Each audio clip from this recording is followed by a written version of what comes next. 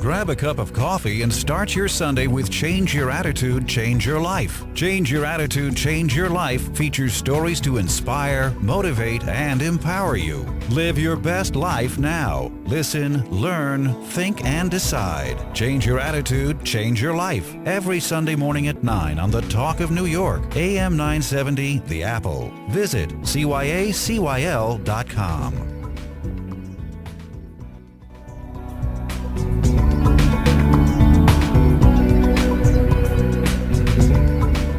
Good morning, this is Change Your Attitude, Change Your Life. I'm Joan Herman. Thanks for tuning in. If you're looking to reduce stress, have more meaningful relationships, and live a more peaceful existence, then stay tuned for today's guest, Sally Kempton. Sally is an acknowledged teacher of meditation, subtle energy, and yogic wisdom who has been practicing and teaching since the early 1970s.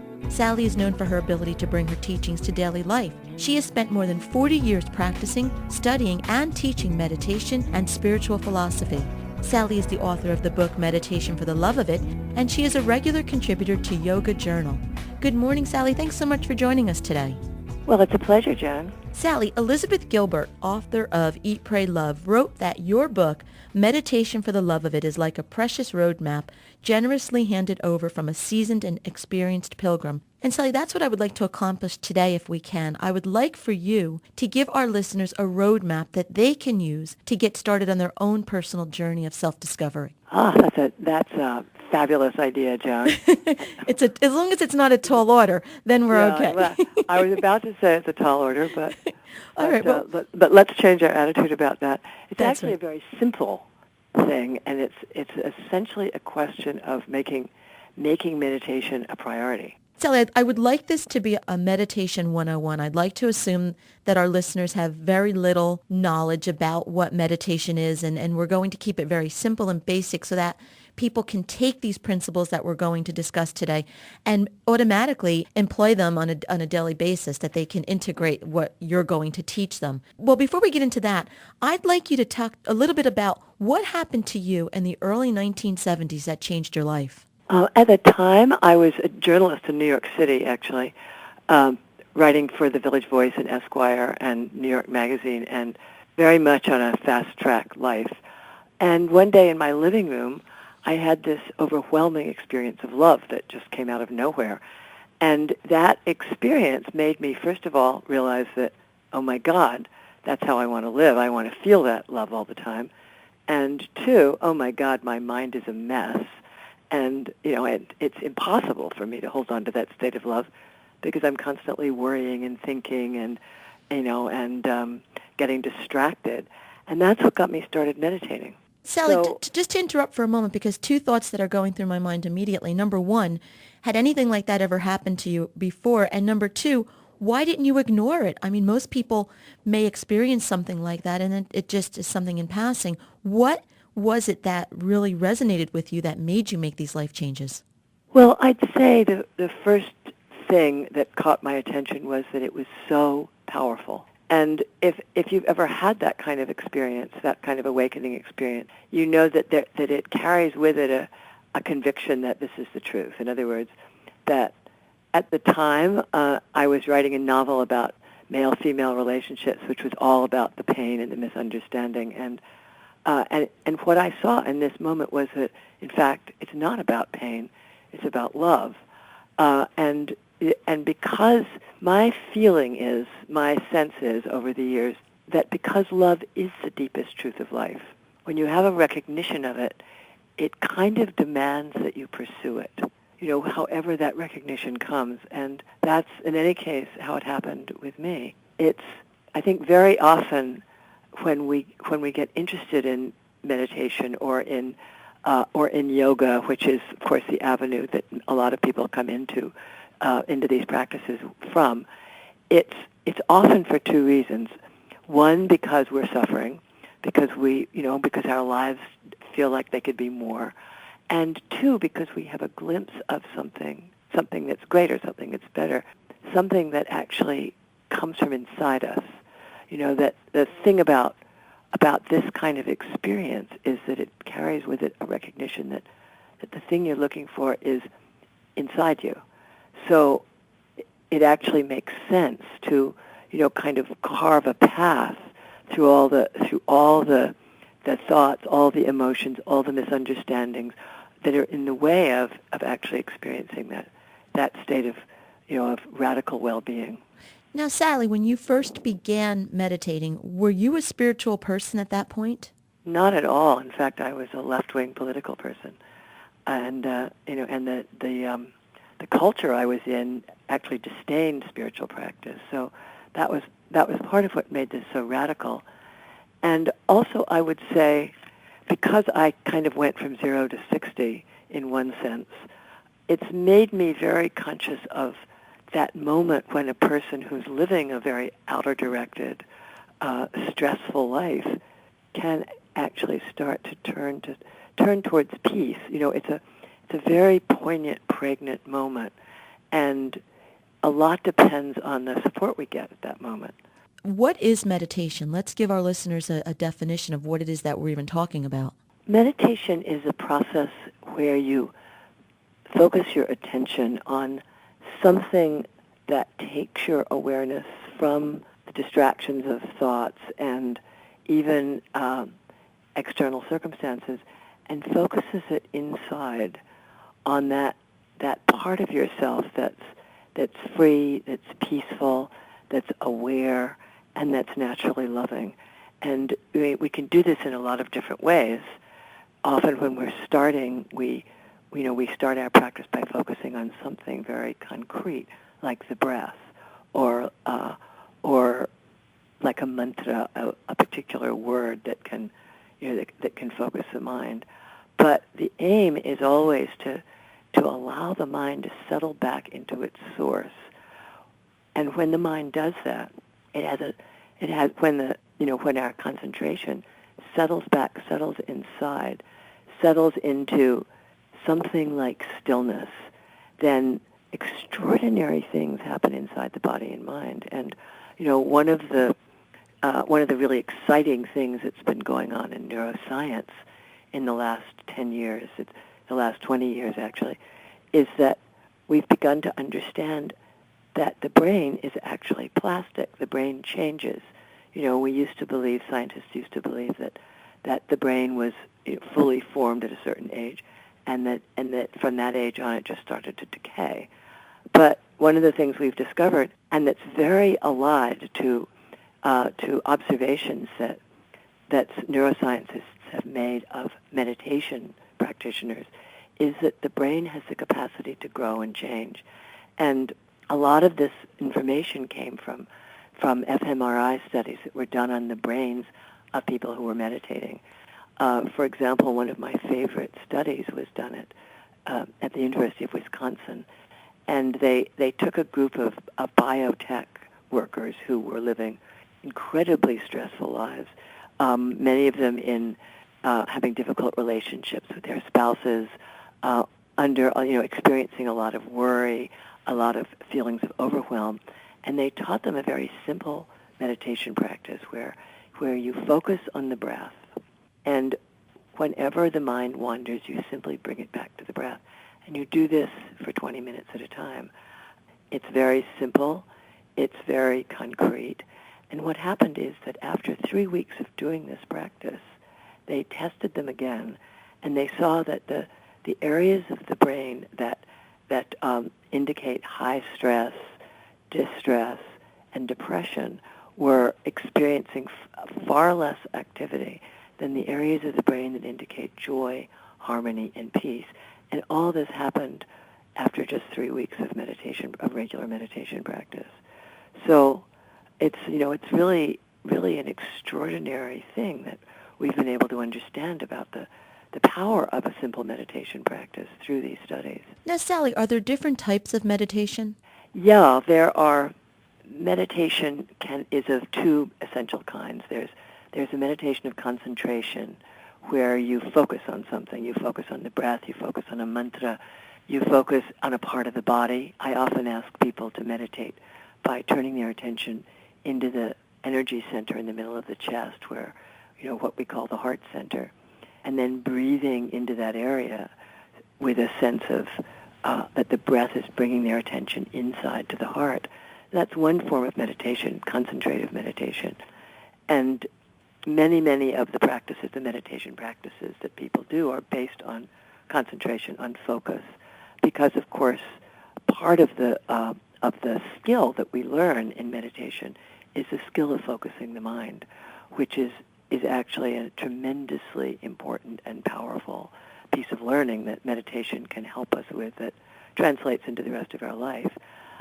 Another kind of meditation, which is equally transformative, is sometimes called integrative, because that's the kind of practice where you actually, instead of trying to focus your mind specifically on one thing, you allow yourself to become consciously and deliberately mindful of whatever is going on in your experience.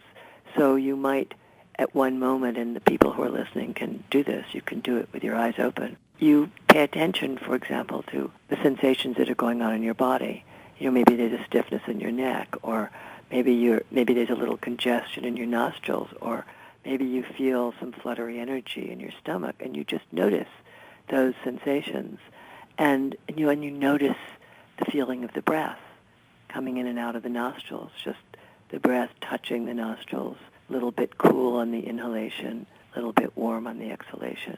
And, so now you're noticing the body sensations, you're noticing the sensations of breath, and then you might be aware that there are certain thoughts going through your mind, and maybe your muscles are contracting, or maybe there's a mood. Maybe you're feeling a little bit sad, or you're worried about something, and you notice that too.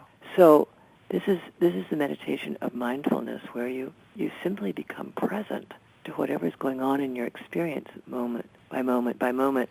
In other words, instead of just acting in an unconscious, outer-directed way, you keep a part of your attention inward on your actual experience of the moment. And the effect of this kind of practice is really quite radical. People who do it will often find that their capacity for skillful interaction with others, for staying centered in stressful situations, even for dealing with physical pain and emotional discomfort, just transforms exponentially. So this combination of practices, concentrating, for example, on the breath or on a word, a thought, a mantra, and mindfulness practice, actually being aware moment by moment of the contents of your experience, are the two essential forms of meditation. And of course, there are many permutations of this. There are wonderful visualization practices that we can do, and moving meditations where we actually feel our way into the flow of their body in a walk. While we're walking. I know people who do golfing meditations. Golf is actually a powerful way to practice mindfulness. Once you've begun a meditation practice, you can actually apply meditation to almost anything you do. Well, Sally, while our listeners are nice and relaxed, we're going to take a break for this week's Healthy Living Tip. Stay with us. We'll be right back. Hello, my name is Eric Murphy, head trainer at Pearl Personal Training in Little Falls, New Jersey. When trying to judge your health and fitness level, weighing yourself on the typical bathroom scale has become obsolete. When dieting and working out, how do you truly know if you are making any progress? On the typical bathroom scale, your weight can fluctuate up to 10 pounds due to hydration, diet, etc. Also, if you are taking part in physical activity, you may be gaining muscle and losing fat. But weight is weight on a bathroom scale, so how can you truly gauge your progress? We at Pearl Personal Training have the answer. Body composition analysis will offer a service to the public that weight management clinics, hospitals, and some high-end sports training facilities offer at a fraction of their price. We at Pearl Personal Training will use the Body Composition Scale by Valhalla Scientific to weigh and print out a copy of the client's health risk assessment and body composition profile. The Body Composition Scale by Valhalla Scientific is the gold standard in bioelectrical impedance and body composition analysis. This profile includes body weight, resting energy expenditure, total body water, body mass index, daily caloric needs, target weight, and percentage increase in cancer risk. The client then will sit down with a body composition analysis professional at Pearl Personal Training and go over the results of the profile. If you are into fitness, concerned about your health, or just trying to lose weight, you need to get tested. Take the first step to the new and healthy you. Contact Pearl Personal Training by visiting our website at www.pearlpersonaltraining.com or simply call at 973-837-8202. We look forward to hearing from you. Change your attitude, change your life, and big. Believe, inspire, grow. Salute the entrepreneurial spirit of small business owners. People who follow a dream, work hard, and make it happen. This week's Spotlight is on Maximilian Communications. Are you looking for a cost-effective way to promote your product or service? Put the creative minds at Maximilian Communications to work for you. Maximilian Communications is a full-service multimedia communications company. From press releases to ad campaigns to publishing to audio-visual productions, Maximilian Communications does it all. Maximilian Communications provides small to medium-sized companies with a big marketing presence, often with just a shoestring budget. Let Maximilian Communications' team of creative experts put the pieces together for your business success. Public relations, advertising, marketing, publishing, audio-video production, special event coordination. Put the creative minds of Maximilian Communications to work for you. Call 973-641-6339. That's 973-641-6339. Health insurance costs have risen at an alarming rate. At the same time, coverage choices have narrowed. Supplemental insurance provides an employer with the opportunity to enhance its current health plan without adding cost or administration. From accidents to catastrophic illness to intensive care to unexpected death, VMN Benefits has the plan to meet your needs. Call VMN Benefits at 201-697-0203 to learn more about supplemental insurance. VMN Benefits, providing peace of mind for your employees. Some people prefer traditional funeral services. Others prefer cremation. Some want an elaborate ceremony. Others don't want any ceremony at all. Visit Funeral Homes offer all types of services because we know there are all types of people. That's why we specialize in personalized funeral services. To meet the needs of each and every family, call Bishop Quinlan Funeral Homes of Clifton at 973-546-2000 and Bishop Parker Funeral Home of Little Falls at 973-256-4700 for ideas and information on how to plan a service as individual as you are. Change Your Attitude, Change Your Life now has a free monthly digital magazine that can be read online or emailed to your inbox. Each month, nationally recognized leaders in their field provide the information that you need to inspire and motivate you. We believe in a holistic approach to life, incorporating mind, body, and spirit. As philosopher Francis Bacon said, knowledge is power. Use the wisdom provided in the publication and apply it to your everyday life. Visit cyacyl.com for more information or to begin your free subscription. That's cyacyl.com. Welcome back to Change Your Attitude, Change Your Life. I'm Joan Herman, and our guest today is teacher and author Sally Kempton. Sally is the author of the book Meditation for the Love of It. Sally, before break, we were talking about the importance of meditation and the benefits that it can have on our everyday life. And your work integrates meditation, yoga philosophy, and spiritual life skills into everyday life. And what I'd like to do now is talk about how we can apply some spiritual principles to our relationships, our work, and our life in general. So one of the things that you were talking about earlier is the importance of love and that we all pursue love. And you know, that's something that we're all looking for. Everyone's looking to love and be loved. And sometimes it just seems like it eludes us. Are we going about this in the wrong way, searching for that love?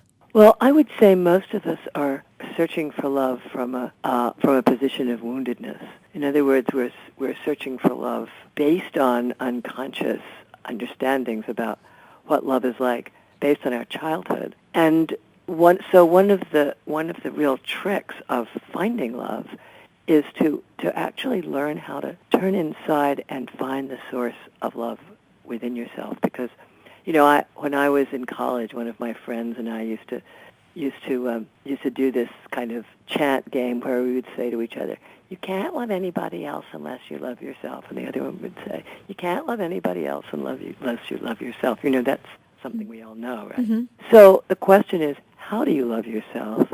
And it's not just a question of going, "I'm okay." It's also a question of being able to bring out the natural capacity for tenderness So I'm going to give everyone a short practice, if you don't mind, which is, I would say, is the quintessential practice for recognizing where love is. And you can start by imagining somebody that you love or that you have loved in the past, and just see if you can bring to mind a moment or an image of a moment when you felt really, really good with that person. It doesn't have to be a person. It could be a pet. It could be a moment by the ocean. So, we all have these moments when we simply felt deep tenderness and affection. And when you found that moment, then remove the image of the person or the animal or the situation and just focus on the feeling. And what you'll probably notice is that the feeling, is inside you. That when you're actually focused on the feeling state of love rather than on the person who's triggering it, that you can learn to maintain that feeling state of love under almost any circumstances. And the practice that I've learned and that I teach for, let's say, digging out and holding on to that experience of love is, first of all, to have the understanding that your priority is to experience love, is to feel love. So when those moments come when you're feeling disconnected from somebody or ready to fight with somebody or feeling that you're not getting the love you want, then if you turn inside, if you tune into that place where tenderness is experienced, and sometimes we don't want to use the word love because it's too big a word. I like to use the word affection or tenderness. It will start to make you feel that you have that resource. And then it's much easier to give it. And as we all know, when we're giving love, when we're offering love, it's much more likely that we'll receive it, that we'll experience it. Now, Sally, when we all go through crisis, and when crisis does arise, some people seem to flourish and grow and really find who they are, while other people completely fall apart. Why are some people stronger than others, and how can we build our inner strength to get through those difficult times? That is a great question. I'd say that a certain amount of it actually has to do with physical vitality, which is one of the reasons why a good, strong, regular exercise program is helpful. Another very important factor in building stamina, in building strength, is having an attentive focus to the source of your own strength, which is an inner experience. And again, the practice that I teach and the practice that has been most meaningful to me in staying in touch with my strength and resilience has been heart-centered meditation, where I actually find myself centered in the area behind the breastbone, breathe in and out of the heart, and at the same time tune into that part of me which is able to stand aside from experience and watch it and be aware of it. So that this dual attention to the heart, which is the place of feeling and affection, and to the inner observing watcher, is one of the best ways there is to find an internal resting place, a place to stand, which you can deal with a lot of situations. What I've found over the years, and this takes practice, is that as a result of having cultivated both the attention to the inner heart space and the attention to the ability to stand aside and be the witness of what I'm experiencing, is that pretty much whatever comes up, I'm able to move through without disturbance. I mean, of course, like everybody else, I lose my temper. I get ruffled, but the habit of coming back to the center very, very quickly becomes really the core experience. And when you have that, you can go through a lot of stuff that would otherwise derail you. Another thing, I just want to give you one more tip about staying steady in crisis and in change, is simply being willing to bring your attention constantly back to the present moment, to realize how much of your fear and worry has to do with dwelling in the past or trying to anticipate the future, but that insofar as you can simply be present, show up in the moment, that there actually aren't those problems, there aren't those reasons for fear, there aren't even those, in the moment, you're not at the mercy of your baggage from the past, and you're not at the mercy of your worries about the future. It's almost impossible to drag around old baggage and the anticipated future baggage of worry if you're really poised in the moment. For more information about Sally, visit her website, sallykempton.com, or as always, you can visit our website, which is cyacyl.com. That stands for Change Your Attitude, Change Your Life. While on our website, listen to past shows as podcasts, read our digital magazine, and sign up for our mailing list. The book is Meditation for the Love of It by Sally Kempton. Sally, thanks again, and I hope we have the opportunity to have you come back and visit us. That would be great. It's been a total pleasure, Joan. This is Change Your Attitude, Change Your Life. I'm Joan Herman. Thanks for tuning in.